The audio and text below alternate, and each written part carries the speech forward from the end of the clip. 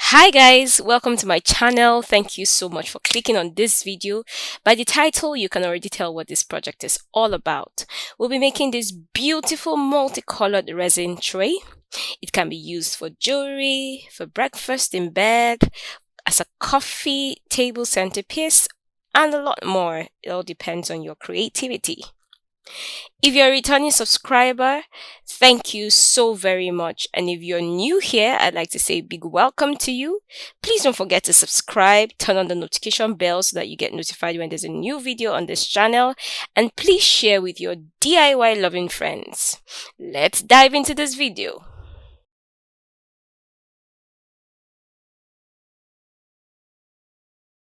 A silicone mold. Yes, that's a silicone mold, very malleable. Next, we need our metal handles. Yep, something sturdy, something that can stand on its own. Next, we need our gloves for safety. Safety is important. Resin is a chemical. You want to ensure that your hands are protected. We'll also need wipes to ensure that there are no debris and no dust. We'll also be needing glitter for this project, different colors of glitter, green, purple, and black glitter. I love me a lot of glitter, yeah. Glitter makes everything shine brighter. We'll also need our bubble popper, which is a blowtorch to take out all those bubbles. And then we'll need our disposable mixing cups, spoons, or spatula. We'll also be needing our resin, of course, part A and part B. For this particular part resin I'm using, I'll be using 2 parts of A to 1 part of B. Yep. Please note that resin art should be done in open spaces, well ventilated area. And then it's also important that you use a face shield. So use a face shield and do this out in the open. So here's our mold.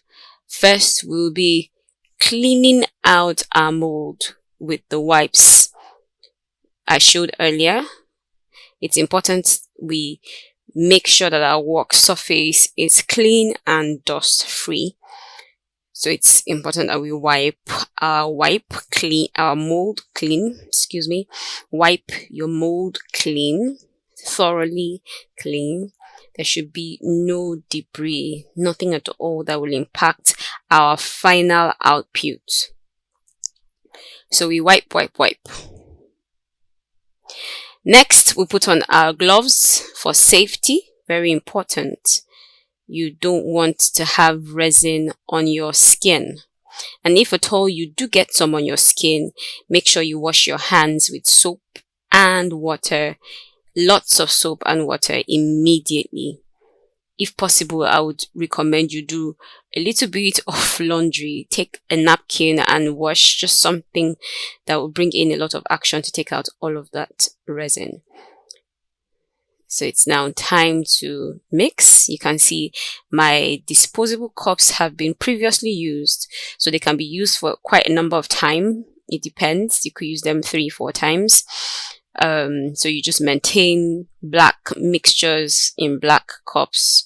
You know, if you used a cup for black mixtures in the past, you just ensure to stick to that color. So I'm putting in about a teaspoon of black glitter in my first cup.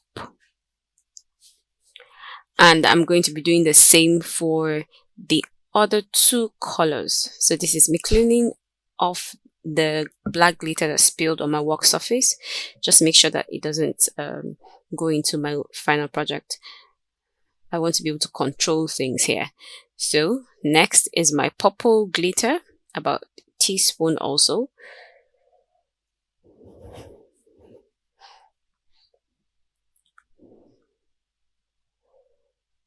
And for the third color, which is my green glitter, I'm using about a teaspoon of my glitter also.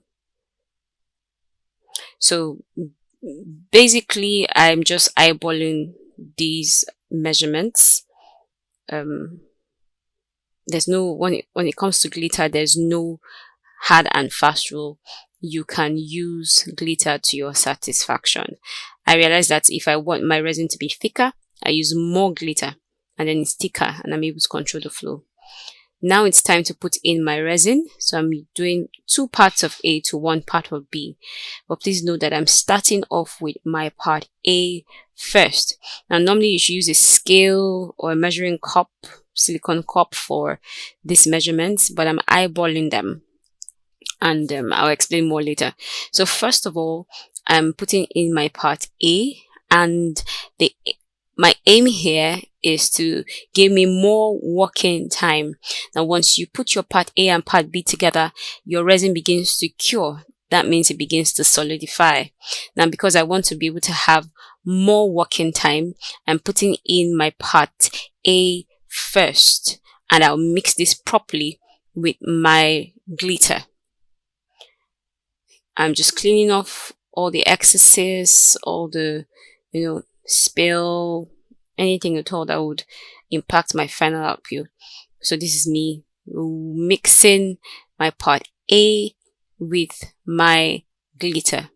So you mix this properly, try not to incorporate so much air, mix it properly,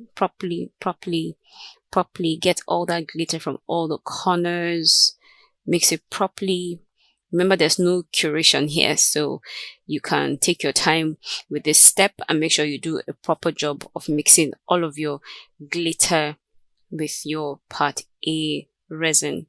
So this is just me mixing, and I'm going to do that for all 3 cups. So at this point I had put in my part B, but my camera stopped recording. However, you will notice that it became lighter after putting in the part B. So don't forget the ratio. It's 2 parts of A to 1 part of B. Now, you would see from my mixture that it's become lighter than it was at the very beginning. So I'm just stirring in my part A and my part B together. Remember, my part A had been previously mixed with my glitter. Now just mixing in my part B properly to make sure that everything is properly mixed, because you want it to cure evenly. But then in this process, ensure you do not incorporate too much air. We want to put in as little air as possible. So what I do in this is just to make sure that I don't raise my spoon or my spatula out and in of the resin too many times. I try to keep the spoon within the resin for most of the time.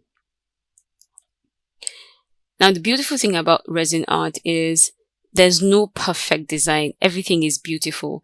Just work it out. Flow, pour it as you please, and you'll be amazed at how beautiful your work turns out.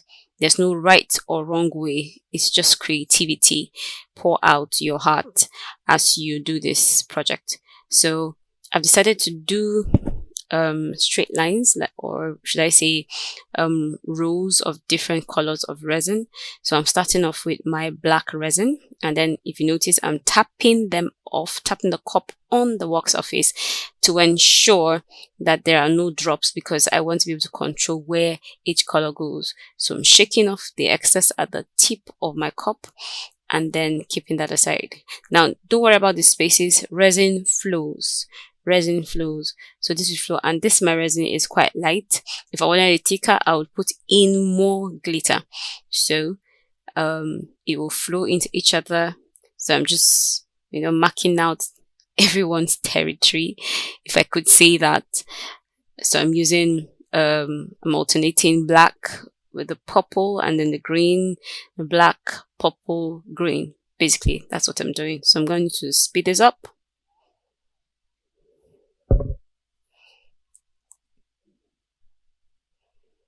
Remember, there's no right or wrong way, so you do you. This is just me. This is how I felt like doing this project.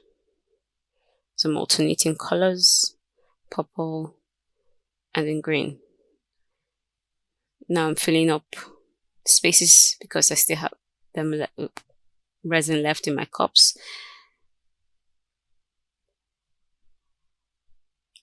Just filling in.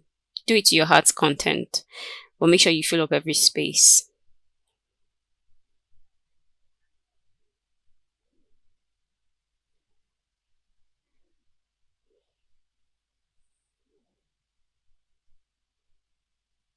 Yes, on and on. I'm just using up all of the resin that I have left. Purple and use, tapping off the excess. Black, I'm filling up the corners. Now you need to ensure that the resin flows into every corner of your mold. You don't want to have pockets. So I'm just utilizing all that I have and ensuring that it flows. Now, if you're out of resin, you could basically aid the flow by using a spatula to push the resin into corners. But because I still have resin mixtures in my cups, I'm just filling all those spaces up.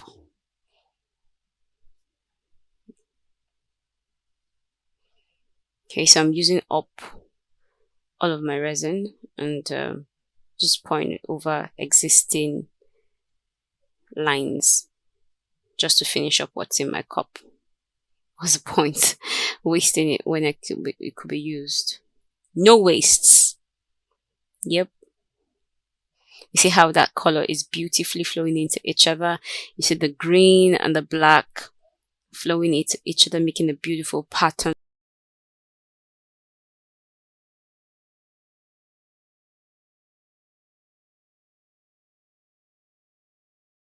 And it's beautifully, naturally flowing into itself. See that gradient between the green and the black and the purple, how they flow into each other, and it's like there's an ombre of colors in between each color. 3 hours later, it has cured a bit, and this is what we have. Now it's no longer flowing. You can see that it's not pouring because it has begun to cure, and it's malleable, but then it's solid enough to hold our handles. Now the reason why we didn't put the handles from the very beginning is because we want the handles to be high up, and we want it to be a tray, basically have a place for you to hand hold. Now don't forget to wear your face shield or your gas mask every single time, because resin emits fumes. Now safety, gas mask on, gloves on.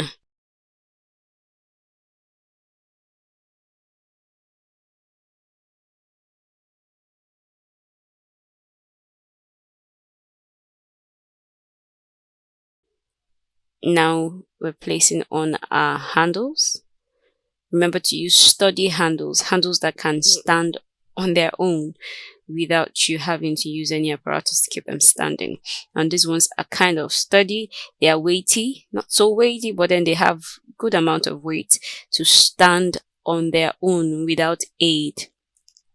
So I'm just eyeballing this. I'm checking it from all corners, from all sides, to ensure that they are placed correctly.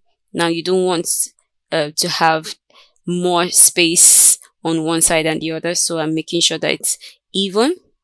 That's the amount of space from the edge to where the handle is on both sides. Now this is perfect. To finish this project, I'll be pouring in over a layer of clear resin. That means no pigments, no color, no glitter, just part A. Remember, 2 parts of A to 1 part of B. Now for some people, the ratio is different depending on the resin you're using.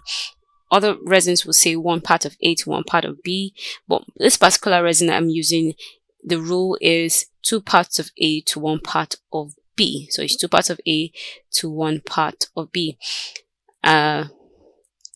basically. So I'm going to be mixing this and pouring it over our previous design. And the aim is to hold down our handles.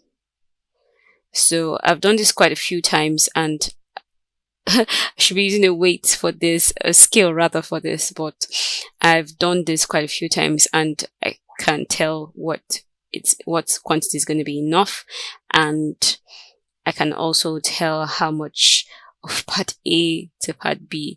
Now It's forgivable if you do more than 1 part of B to 2 parts of A than to do less, because you want to be sure that your resin cures. So it's better that part B is actually the hardener, so you want to make sure that part B is equals to 1 part or a little more than 1 part. It's fine. So I'm stirring this, making sure that it incorporates as little air as possible. Now it's important that you stir part A and part B together properly, because you don't want your tray hardening unevenly. So this is me pouring it. My hand is quite sturdy. Now I'm pouring this all over, just around, making sure I avoid the handles. If you can't do that, it's fine. Resin will always flow. If you can't pour on the edges, just pour on the very middle and use your spatula to spread it. So I'm just pouring around and around and pouring out everything I have in my cup at once. Yes, no waste. Scrape that resin all out. Everything out. And then I will be using my spoon to spread the resin, the clear resin, to all the corners of this mold. Remember, there must be no pockets at all. So spreading. Remember, resin flows, it will flow, it will even out. Now, another important tip is to ensure that your work surface is flat. So if you have a flat surface, your resin will always flow evenly and there will be no lopsidedness in your final project. So I'm just using my spoon to spread the resin to the corners of the mold. No pockets, no unevenness, spreading it out. I'm just aiding it to spread faster. Remember that once you mix part A and part B together, it begins to cure. So I'm helping the resin flow fast before it begins to cure. I am safe and in check. So that's me again, scraping out every single bit of resin. No wastage. Yeah. So tell me in the comments below what resin you use and what the ratios are.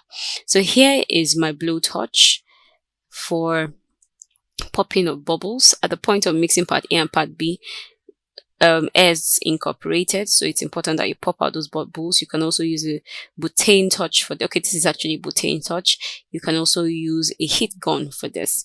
So heat breaks out bubbles from liquids. Now make sure whatever liquid it is you're doing is not combustible. So this can take the little heat that's coming from my torch. So I've blown out all the bubbles.